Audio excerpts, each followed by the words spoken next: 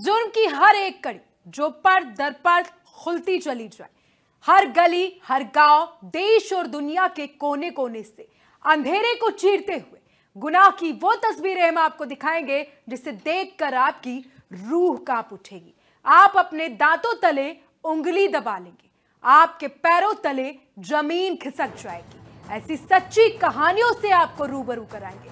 नमस्कार, मैं हूं आपके साथ सोनम सिंह और आप देखना शुरू कर चुके हैं गुनाह।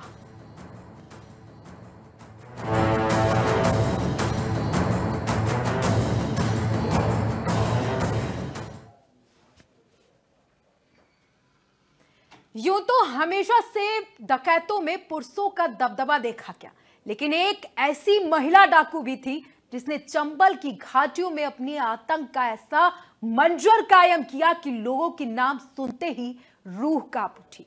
उन दिनों चंबल के बीहड़ों में बस उसी की तूती बोलती थी। आलम ऐसा था कि इलाके में बस दहशत ही दहशत दिखाई देती थी। वहीं जिस ओर से उसका गैंग गुजर जाए वहां पर मातम छा जाता था।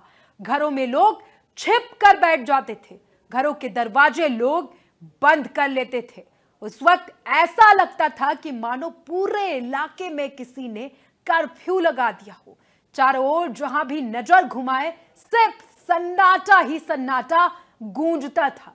लेकिन इन सबके बीच सबसे हैरत की बात जो थी वो था कि इस महिला डकैत ने डकैती का रास्ता जो था वो खुद नहीं चुना, बल्कि उसे इस रास्ते पर चलने के लिए मजबूर किया गया।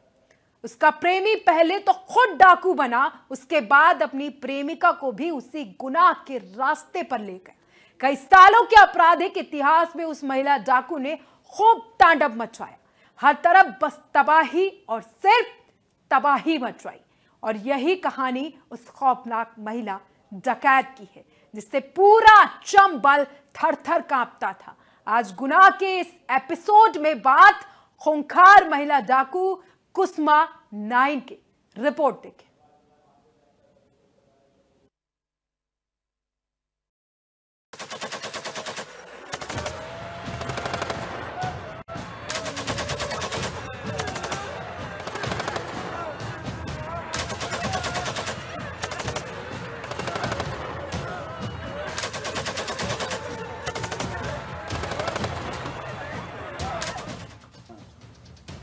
जब जंगल में खड़ा कर दिया लेके एक दफे तो दोबारा खड़ा कर दिया, तो दोबारा नहीं गए मैं। दोबारा तो भगवती से प्यार किया मैंने। पहली घटना पिछली है, वो आपके पास रील नहीं है, और लेके आओ, मंजूरी करा के आओ, उसके बाद आओ सारी रील लेके बात करेंगे। नहीं है भैया, नहीं करेंगे आपसे, अभी आप मना कर दे। नहीं, आप तो बताओ। नहीं, हम बोल रहे हैं ना। हाँ, तो ऐसी क्या परिस्थिति हम बताए ना। विक्रम फूलन देवी के सुना तुमने नाम? फूलन देवी देखा है? उसी जमाने के हम जंगल में रहे। 25 साल बाबा के संपर्क में 16 साल से है। कैसे? वो तो हमें लाला राम के साथ थे, 10 साल रहे। श्री राम के बनने के बाद हमारी लाला राम की नहीं बनी। थोड़ी सी लड़ाई हुई तो हमने लड़ना सबको दे, बिछड़ाना ना दे किसी को। तो पे हाथ जोड़ के अलग हो गए, महाराज में लगे। हमारा नारी जीवन है, किसी तरीके से गुजारना तो है। महाराज से हमने की महाराज अपना बच्चा समझे। प्यार से नफरत तक की दास्तां, कुख्यात डकैत की पूरी कहानी। पहले कुसुमा नाइन कौन थी, कैसे बीहड़ों की दहशत बनी, खूंखार डकैत बनी कुसुमा, बेहमई कांड का लिया बदला, बेरहमी की सारी हदें पार, एक साथ 14 लोगों का नरसंहार। फूलन देवी के बाद चंबल की दूसरी सबसे कुख्यात महिला डाकू, जिसके नाम से पूरे बिहार में तूती बोलती थी। आतंक का दूसरा नाम रही कुसुमा नाइन ने 12 लोगों को गोलियों से भून दिया था, साथ ही 2 लोगों को जिंदा जला दिया था। उसके साथियों ने 2 लोगों की आंखें निकाल ली थी। आतंक का दूसरा नाम कुसुमा से पूरा बिहार थर-थर कांपता था। जिस रास्ते से कुसुमा गुजर जाती थी, लोग डर के मारे अपने घरों के दरवाजे बंद कर लेते थे। बीहड़ में महिला डकैतों की बात करें तो फूलन देवी के नाम को नजरअंदाज नहीं किया जा सकता, लेकिन एक और महिला डकैत जिसने बीहड़ की खौफ की कहानी एक ऐसी रंग से लिख दी जिसको देखकर और सुनकर आज भी बीहड़ में लोग खौफजदा हो जाते हैं। नाम कुसुमा नाई। कुसुमा नाई की खौफ की कहानी इतनी भयानक है कि इसे सुनकर आप भी सोचने पर मजबूर हो जाएंगे। 12 लोगों का एक साथ नरसंहार, यानी एक लाइन में खड़े होकर गोलियों से भून दिया गया। वहीं अपने दुश्मन से बदला लेने के लिए इतने क्रूर अंदाज का इस्तेमाल कुसुमा नाई ने किया कि आज भी बीहड़ में लोग मुखबिरी करने से डरते हैं। कुसुमा की गैंग ने एक मुखबिर को न सिर्फ अगवा किया बल्कि उसकी आंखें निकाल ली, कुछ को तो आग में झोंक दिया। अपहरण के बाद कुसुमा अक्सर नाखून निकाल लिया करती थी उन लोगों के जिनका वो अपहरण करती थी। इतना ही नहीं, उन्हें आग से जलाना और लकड़ी से दागना जैसे कुसुमा के लिए मजे भर जैसा था। ऐसा है, इतना इसकी शुरुआत तब हुई जब कुसुमा बीहड़ में पहली बार कदम रखती नजर आई। कुसुमा की जिंदगी आम जिंदगी के तौर पर शुरू हुई। जालौन, उत्तर प्रदेश के जालौन की रहने वाली कुसुमा नाई, जहां 1964 में उसका जन्म हुआ। रईस खानदान की कुसुमा नाई बड़े लाड और प्यार से पली।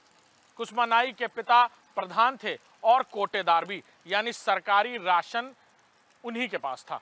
लिहाजा कुसुमा के घर में पैसे और रसूख की कोई कमी नहीं थी। ऐसे में कुसुमा का प्यार परवान चढ़ा और पास के ही एक मल्लाह से कुसुमा का प्यार परवान चढ़ने लगा। परिवार ने इसका विरोध किया तो कुसुमा माधव मल्लाह नाम के इस शख्स के साथ फरार हो गई। माधव के साथ कुसुमा दिल्ली भाग गई, लेकिन परिवार का रसूख कहीं न कहीं आड़े आया और रसूख का इस्तेमाल कर कुसुमा और माधव को परिवार ने वहां से पकड़वा लिया। पुलिस ने दोनों को पकड़ा।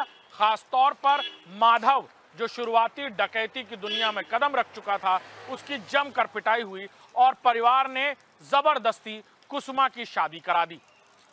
वहीं मल्लाह माधव मल्लाह के नाम से मशहूर हुआ और डकैती की शुरुआती घटनाओं के बाद उसने कसम खाई कि वो कुसुमा को वापस हासिल करेगा।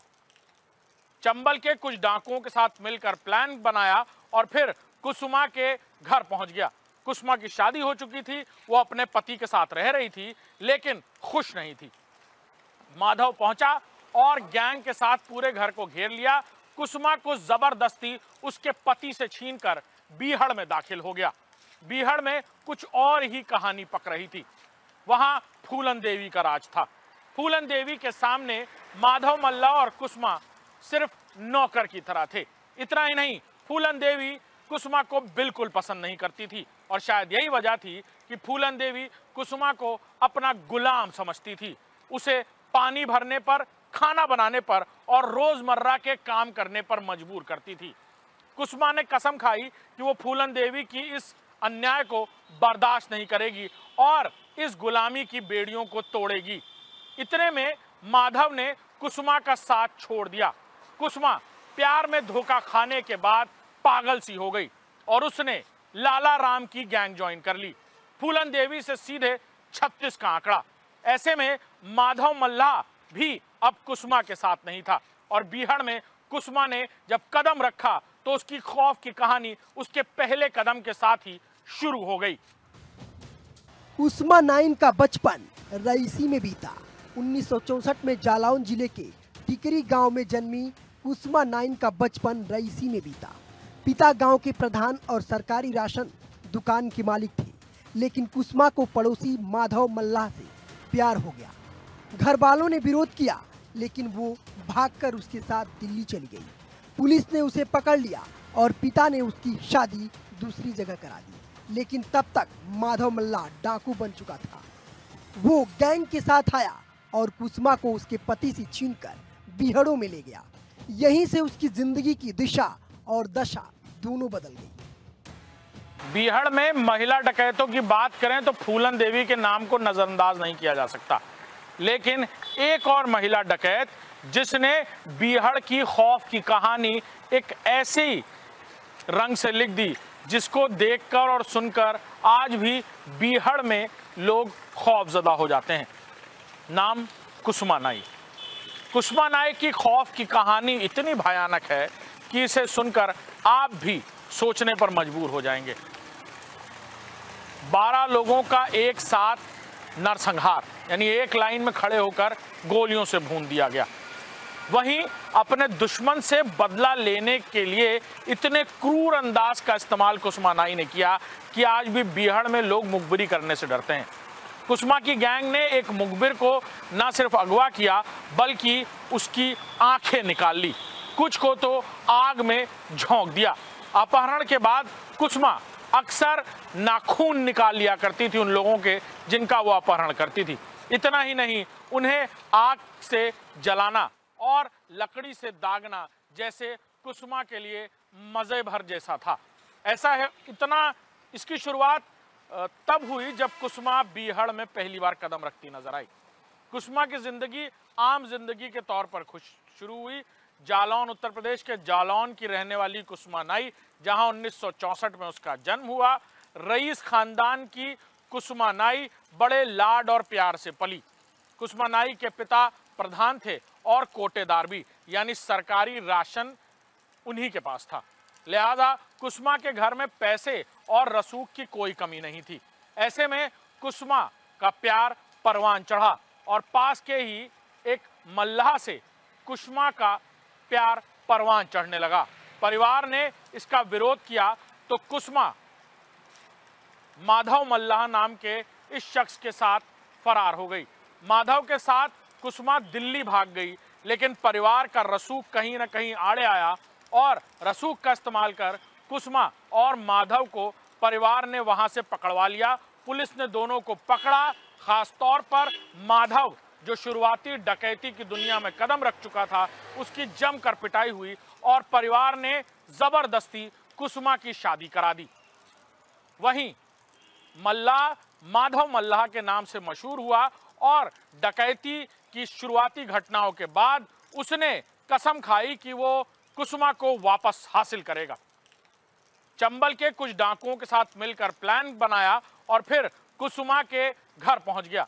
कुसुमा की शादी हो चुकी थी, वो अपने पति के साथ रह रही थी, लेकिन खुश नहीं थी। माधव पहुंचा और गैंग के साथ पूरे घर को घेर लिया। कुसुमा को जबरदस्ती उसके पति से छीनकर बीहड़ में दाखिल हो गया। बीहड़ में कुछ और ही कहानी पक रही थी। वहां फूलन देवी का राज था।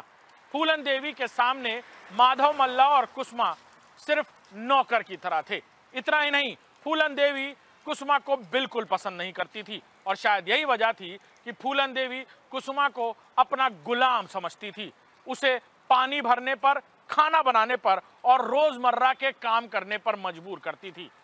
कुसुमा ने कसम खाई कि वो फूलन देवी की इस अन्याय को बर्दाश्त नहीं करेगी और इस गुलामी की बेड़ियों को तोड़ेगी।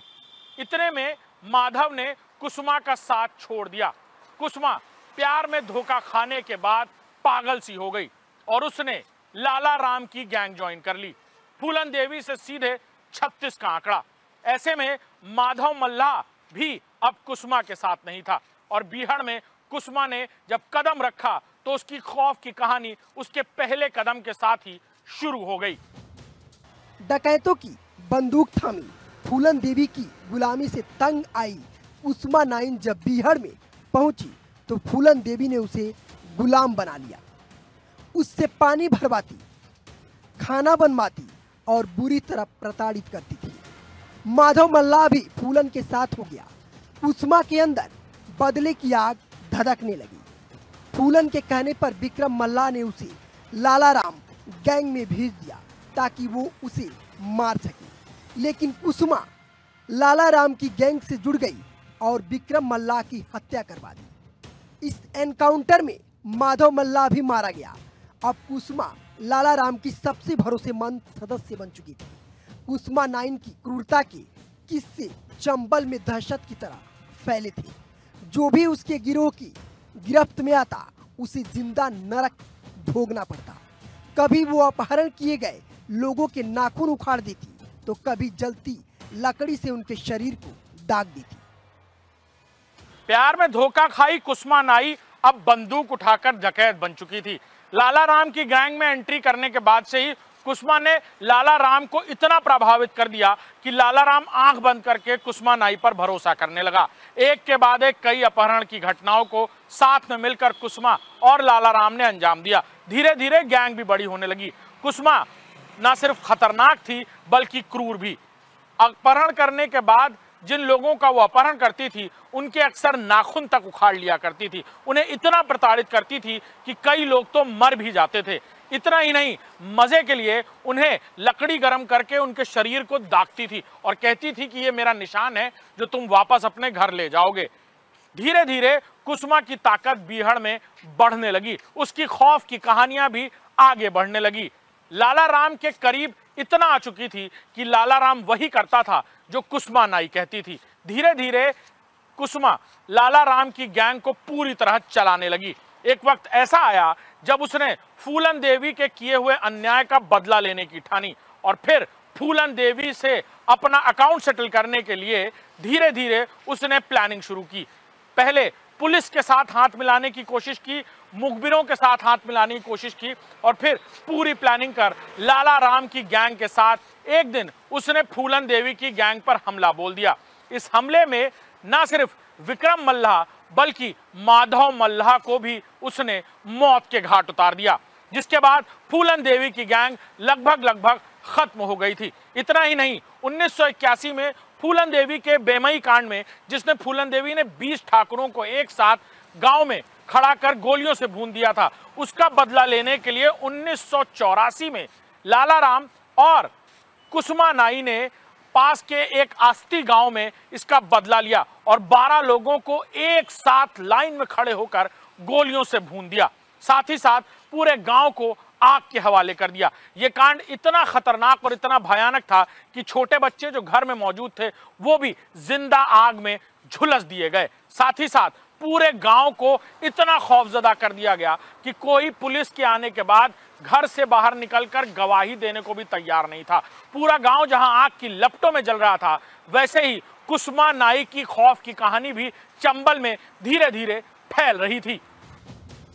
26 मई 1984 को कुख्यात डकैत लाला राम, श्री राम और कुसुमा नाइन ने अस्ता गांव में जो खून की होली खेली थी, उसकी चीखें आज भी लोगों के ज़हन में गूंजती हैं। उन्होंने 12 लोगों को एक लाइन में खड़ा कर गोलियों से छलनी कर दिया था, पूरे गांव को आग के हवाले कर दिया, जिसमें एक मां और उसके मासूम बेटे की जलकर मौत हो गई थी। गांव की गलियों में सिर्फ चीखें ही सुनाई दे रही थी। इस नरसंहार के पीछे फूलन देवी का कुख्यात बेमई कांड था, जिसमें 1981 में 20 ठाकुरों को एक लाइन में खड़ा कर गोली मार दी गई थी। अस्ता गांव में मल्लाहों की संख्या अधिक थी, इसलिए कुसुमा नाइन और उसकी गैंग ने यहां हमला बोला। अस्ता गांव में जो हुआ उसे यहां के लोग कभी भूल नहीं सकते। नरसंहार में जान गंवाने वालों में भगवान दीन, धनीराम, महादेव, लक्ष्मी नारायण, लाला राम, छोटे लाल, शंकर, रामशंकर, बांकेलाल, रामेश्वर दयाल, दर्शन लाल और शंभू दयाल शामिल थे। शिव कुमारी और उनका 5 साल का बेटा मुनीश घर में लगी आग में जिंदा जल गए थे। नरसंहार के बाद सरकार ने गांव में शहीद चबूतरा बना दिया, लेकिन जो परिवार उजड़े वे कभी अपनी जिंदगी पहले जैसी नहीं जी सके। हमने जो मान लो फूलन देवी ने, हमारी बहन जी ने जो हमारे का नाम बेमई में कांड किया था, उसके बारे में तो हमें नहीं मालूम है, लेकिन उसका बदला लेने के अनुसार हमारे गांव में लाला राम, श्री राम और का नाम कुसुमा नाइन यहाँ पे 1-2 बार मीटिंग भी की कि हमारा ये वो करो, और वो चुपके से मान लो लेके आए यहाँ पे आदमियों को इकट्ठा करके, और जिस स्थान से हम बोल रहे हैं तो यहाँ इकट्ठा करके 14 आदमियों का उन्होंने दिन दहाड़े 2:30-3 बजे दिन में गोली से उतार दिया और पूरे गांव में आग लगा दी। इसके बाद हम लोगों ने मान लो भाग गए। उसके बाद में सुबह आए तो यहाँ से मान लो अपना जो कार ऐसे लिवाए चले गए, चलो भैया फैसला हो, धोखे से लिवाए गए, मार डाल, उनसे कोई जात हो ना। लगभग कितने लोगों की हत्या की थी कुसुमा नाइन ने? 13 लोगों की। का कहें, मर गई, बहुत अच्छो रहो, मर गई, हम तो रोते ही हैं। ऐसी बेऊ रोती तो जाऊ आती बेकार ने तो हमें मेर दो मन को धन कर मारे थे, लला तेरे बैठा लाए थे, ऐसे झूठ के झूठ ऐसी पाता थी, बैठा लाए ऐसी और है भाई कुसमिया भारत जाती। अब लाला जैसे भाइया बंसी पटकार गए तैसे हमें नहीं अच्छी। अस्ता गांव के लोगों का कहना है कि 15 डकैतों ने गवाह के घर को घेर लिया। साथ ही दस्यू फक्कड़ बाबा उर्फ राम आसरे के भांजे रमाकांत, मोहन और पप्पू ने गांव के कामता प्रसाद की हत्या कर दी थी। इस पूरे मामले का चश्मदीद था संतोष। गवाही से भांजों को सजा होने के डर से फक्कड़ बाबा ने संतोष को सबक सिखाने का ऐलान किया। साथ ही लोगों का कहना है कि 15 दिसंबर 1996 की रात करीब 10 बजे कुसुमा नाइन की अगुवाई में करीब 15 डकैतों ने संतोष के घर को घेर लिया। डकैत संतोष के साथ 7 लोगों को बंधक बनाकर गांव में 4 किलोमीटर दूर बीहड़ में ले गए।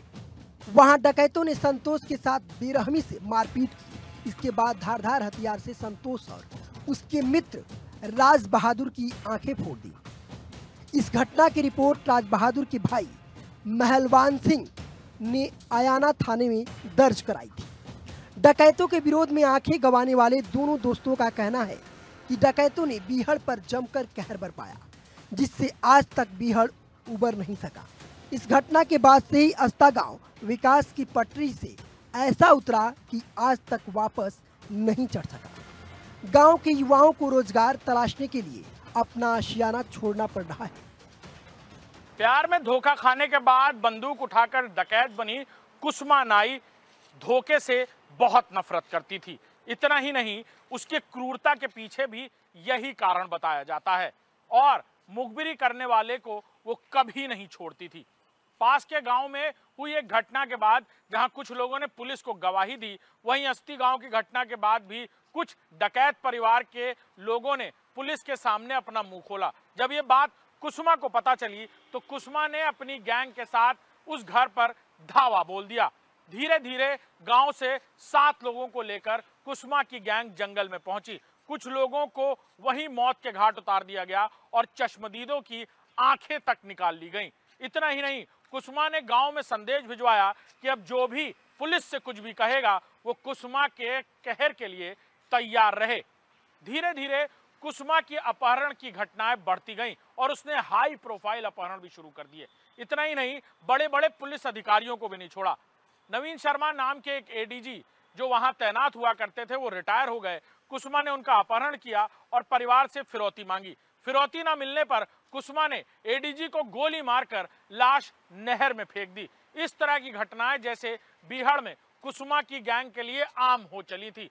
पुतलीबाई गैंग के बाद बीहड़ में अब सबसे बड़ा नाम कुसुमा नाई बन गई थी। यानी महिला डकैतों की बात करें तो फूलन देवी और पुतलीबाई के बाद अब सबसे बड़ा बीहड़ का खौफ यानी 10वीं सुंदरियों में नाम कुसुमा नाई का आगे था। कुसुमा नाई की गैंग के सामने जो कोई भी पड़ता वो या तो अपना रास्ता बदल लेता या फिर सरेंडर कर कुसुमा की गैंग में ही शामिल हो जाता।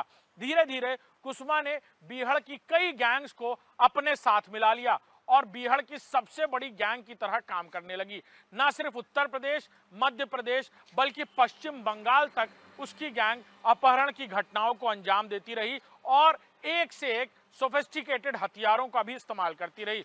उस दौरान जब यूपी पुलिस के पास और मध्य प्रदेश पुलिस के पास AK-47 थी तो कुसुमा नाई के पास इंसाज राइफलें जैसे सोफिस्टिकेटेड हथियार हुआ करते थे।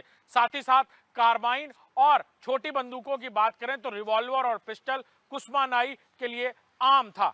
साथ ही साथ हथियारों की शौकीन कुसुमा नाई अक्सर अपनी गैंग के लिए नए नए हथियार इन फिरौती की रकमों से खरीदती रहती थी। इन दिनों कुसुमा की मुलाकात फक्कड़ बाबा से हुई। फक्कड़ बाबा उन दिनों सरेंडर करना चाह रहे थे लेकिन कुसुमा ने उन्हें प्रेरित किया कि वो सरेंडर ना करें। फक्कड़ बाबा ने कुसुमा के अंदर एक साध्वी को देखा और धीरे धीरे फक्कड़ बाबा से कुसुमा नाई प्रभावित होने लगी। एक वक्त ऐसा आया जब कुसुमा ने भी तय किया कि वो सरेंडर करेगी, लेकिन जो उसने शर्त रखी वो सरकार ने मंजूर नहीं की। कुसुमा ने कहा कि अगर वो सरेंडर करेगी तो तत्कालीन मुख्यमंत्री मुलायम सिंह यादव के सामने। मुलायम सिंह यादव उस वक्त किसी कार्यक्रम में व्यस्त थे और कुसुमा ने तब सरेंडर नहीं किया। बाद में अनुरोध करने के बाद कुसुमा ने बिना मुलायम सिंह की मौजूदगी में सरेंडर किया और फिर 20 साल तक इटावा जेल में सजा काटी। इस सजा के दौरान कुसुमा को टीबी हो गया। टीबी का इलाज कराने के लिए पहले वो Etawah medical college, Saifai medical college और फिर लखनऊ के केजीएमयू अस्पताल तक पहुंची, जहां इस बीमारी की वजह से उसकी जीवन लीला का अंत हो गया। 1995 में उसने रिटायर्ड एडीजी हरदेव आदर्श शर्मा का अपहरण किया और फिरौती मांगी। जब पैसे नहीं मिले तो उसे गोली मारकर नहर में फेंक दिया। इस वारदात के बाद उस पर 35,000 का इनाम रखा गया, लेकिन पुलिस उसे पकड़ नहीं पाई। फक्कड़ बाबा से प्रभावित होकर सरेंडर किया। कुख्यात डकैत पुतली बाई के बाद कुसुमा नाइन चंबल की सबसे बड़ी महिला डकैत बन चुकी थी, लेकिन फक्कड़ बाबा नाम के डकैत ने उसके अंदर छिपे साध्वी को जगा दिया। साल 2004 में कुसुमा नाइन और फक्कड़ बाबा ने अपनी पूरी गैंग के साथ सरेंडर करने का फैसला किया। कुसुमा ने शर्त रखी कि वो यूपी के मुख्यमंत्री मुलायम सिंह यादव के सामने ही सरेंडर करेगी, लेकिन मुलायम व्यस्त थे और नहीं आ सके। इसके बावजूद कुसुमा नाइन ने हथियार डाल दिए और जेल चली गई। वहां उसने 20 साल की सजा भी काटी। इटावा जेल में बंद थी। टीबी होने पर उसे सैफई मेडिकल कॉलेज में भर्ती कराया गया। हालत बिगड़ी तो लखनऊ केजीएमयू रेफर किया गया और कुछ दिन बाद वहीं पर उसकी मौत हो गई। Bureau report, India news.